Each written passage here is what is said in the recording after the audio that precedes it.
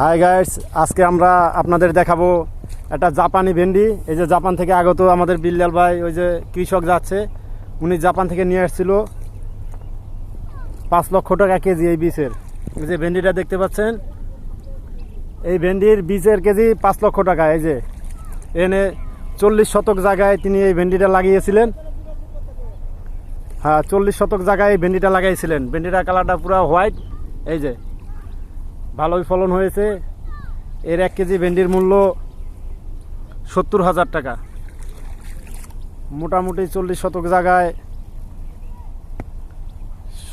80-90 মন ভেন্ডি উৎপাদন হয়েছে।